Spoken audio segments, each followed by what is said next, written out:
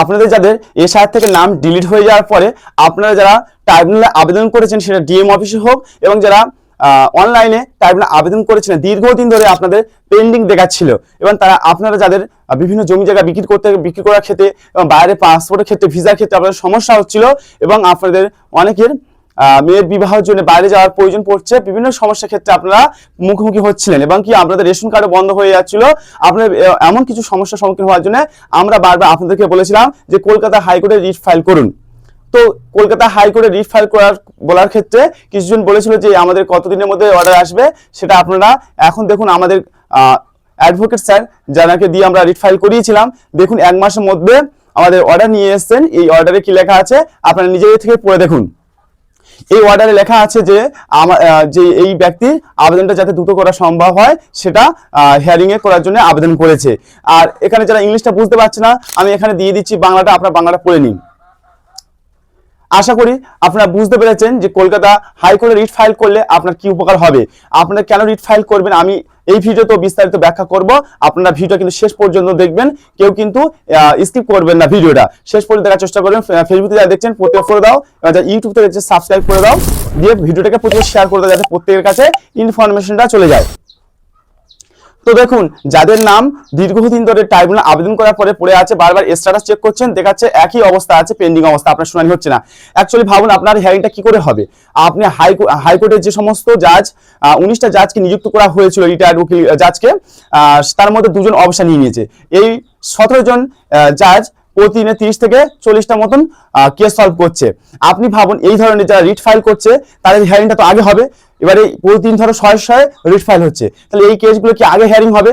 তার ফলে আপনারা যারা রিট ফাইল করছেন দীর্ঘদিন পড়ে আছে, তাদের জন্য দীর্ঘদিন ধরে আপনাদের পেন্ডিং এ দেখাচ্ছে। কারণ যে সমস্ত কেসগুলো রিট ফাইল হচ্ছে সেইগুলো একবার দেখতে 17 জন উকিল প্রতিদিন 30 থেকে 40টা মতো কেস শুনতে পাচ্ছে। এতদিনে যে প্রায় 1 বছর হতে যায়, এতদিনে মোট 40,000 মতো কেস সলভ করতে পেরেছে। এবার বেশিরভাগ ক্ষেত্রে লোকে যারা রিট ফাইল করেনি তাদের কিছু শুনানি হচ্ছে না, খুব কম সংখ্যা লোকের হয়েছে, হয়নি বলবো না, খুব কম সংখ্যা লোকের হয়েছে। বেশিরভাগ ক্ষেত্রে যারা রিট ফাইল করেছে বা যারা সরকারের সঙ্গে ভালো যোগাযোগ পরিচয় যাদের লিঙ্ক আছে তাদের কিন্তু হেয়ারিংটা হচ্ছে। অনেকে আমি এমন দেখেছি যে সকাল 10টার সময় অ্যাপিল করেছে আর বিকেল 4টার সময় নাম হচ্ছে ভোটার লিস্টে উঠে গেছে হিয়ারিং এর মাধ্যমে। তো এই সমস্ত ব্যক্তি আছে যাদের নাম এইভাবে উঠে যাচ্ছে। আপনারা রিট ফাইল করছেন না, আপনারা যারা দরিদ্র, অবশ্যই গরিব দরিদ্র আছে, তারা তো এই সমস্ত কিছু জানে না, বা কোর্টে উকিল ফুকিল এইসব অনেক ব্যাপার থাকে, তাদের হচ্ছে গিয়ে সেই সময় সম্ভব হয় না। তো তাদের ক্ষেত্রে সত্যি একটা খারাপ ব্যাপার যে এইভাবে জোর করে নামটা ডিলিট করা হলো, এখানকার বাসিন্দা হয়ে সমস্ত ডকুমেন্টস থাকার পরেও তারপরে এনাদের জন্য কোনো ব্যবস্থা করা হচ্ছে না। যাদের টাকা আছে, পয়সা আছে, তারা হচ্ছে সমস্ত কিছু ভাবে তাদের নামগুলো তুলে নিচ্ছে, কিন্তু যারা গরিব দারিদ্র গ্রামে বাস করে তারা একমাত্র ডিলিটেড হয়ে ডিভোটার হিসাবে পড়ে আছেন। তো যাক, এখন যে কথাটা বলার সে কথাটা হলো কি, আপনারা কিন্তু যারা সামর্থ্য আছে, যাদের প্রবলেম হচ্ছে না, আপনারা ওয়েট করুন, সমস্যা নেই। আপনাদের যাদের এখন কোনো সরকারি প্রজেক্ট থেকে প্রবলেম হচ্ছে না, জমি বিক্রি করতে হচ্ছে না, আপনার বাইরে যেতে হচ্ছে না, তো আপনারা ওয়েট করে যান, আপনাদের এখন রিট ফাইল করার দরকার নেই। আমি বলবো যারা এমার্জেন্সি আছে, যাদের আপনাদের বাইরে যেতে হচ্ছে, জমি বিক্রি করতে হচ্ছে, বিভিন্ন সরকারি প্রজেক্ট থেকে বঞ্চিত হচ্ছেন, আপনারা প্রত্যেকে রিট ফাইল করুন।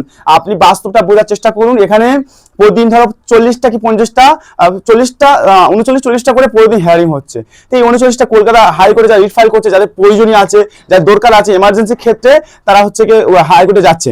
এবার সেইগুলো তো আগে শুনানি হবে, হাইকোর্ট থেকে নির্দেশ দিয়ে দিচ্ছে যে এদের এমার্জেন্সি আছে, এরা কেউ বাইরে আছে আসবে ঘরে ফিরে, বা কেউ ঘরে আছে বাইরে যাবে, তো এদের তো এমার্জেন্সি আছে, এদের তো আগে হিয়ারিং করতে হবে। আপনার তো কোনো এমার্জেন্সি নেই, আপনার হিয়ারিংটা এখন হবে না। তো এইভাবে আপনার দীর্ঘদিন এই 27 লক্ষ লোকের হিয়ারিং করতে করতে মিনিমাম 7-8 বছর 10 বছর চলে যাবে, হিয়ারিং শেষ হবে না যদি এই 17টা জাজকে রাখা হয়। মানে যদি না জাজ সংখ্যা বাড়ানো হয় আর একটা নির্দিষ্ট টাইম বেঁধে না দেওয়া হয়, তাহলে এভাবে চলতে থাকবে, শেষ হবে না। তো আপনাদেরকে বলবো যাদের সামর্থ্য, যাদের প্রয়োজন আছে, আপনারা কলকাতা হাইকোর্টে রিট ফাইল করুন। আপনাদের দেখতেই পাচ্ছেন যে এই যে অর্ডারগুলো নিয়ে আসা হচ্ছে আপনাদের জন্য, যারা রিট ফাইল করছেন, যাদের এমার্জেন্সি আছে, এই ধরনের আপনাদের কিন্তু অর্ডারগুলো নিয়ে আসা হচ্ছে। এই অর্ডারের ফলে আপনার কিন্তু দ্রুত হিয়ারিং হবে, এবং আপনার যদি সমস্ত ডকুমেন্ট সঠিক থাকে তাহলে কিন্তু আপনার নামটা দ্রুত উঠে যাবে। আমি হোয়াটসঅ্যাপ বা ফেসবুকে বা ইউটিউবে আমাদের হোয়াটসঅ্যাপ গ্রুপের লিঙ্কটা, যে রিফাইড করা লিঙ্ক আছে, সেটা গ্রুপে দিয়ে দেবো। ফেসবুকে আমি কমেন্ট সেকশনে দিয়ে দেবো, ইউটিউবে আমি ডিসক্রিপশন বক্সে দিয়ে দেবো। আপনারা কিন্তু সেখানে গিয়ে গ্রুপে যুক্ত হতে পারেন, এবং আপনারা কিন্তু সহজে রিট ফাইলটা করে কোর্টের উকিলের সাথে কথা বলে আপনাদের কিন্তু নামটা তোলার চেষ্টা করতে পারেন।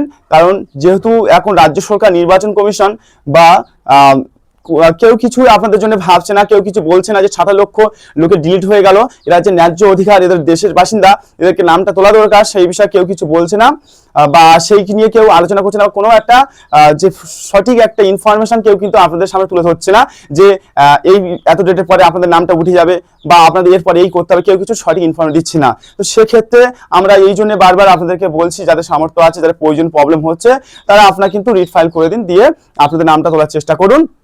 যাদের এখন কোনোভাবে সমস্যা হচ্ছে না বা কোনো কিছু বিক্রি করতে হচ্ছে না, বাইরে যেতে হচ্ছে না, কোনো সমস্যার মধ্যে পড়তে হচ্ছে না, আপনারা এখন ওয়েট করে যান। এটাই মূলত আজকের বক্তব্যের মধ্যে জানানো ছিল।